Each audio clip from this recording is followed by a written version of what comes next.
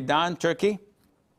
So I was gonna ask again about zakat. So if I had gold and dollars in the past that was above the nisab and I missed paying it, so I have to pay it now. Do I have to look at the price of gold and the exchange rate for dollars that was in the past or the current one? Because I'm gonna pay in a different currency.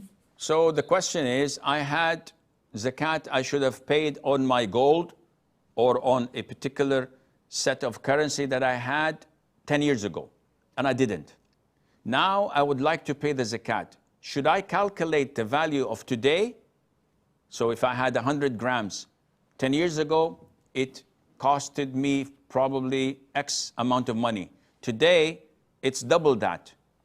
Which amount is due upon me? The answer is 10 years ago's value. The zakat 10 years ago was 2.5% of the 100 grams which you had at that time. 10 years later, the value is still as it is 10 years ago, and you give the zakat on that according to the price of 10 years ago, and Allah Azza wa Jal knows best.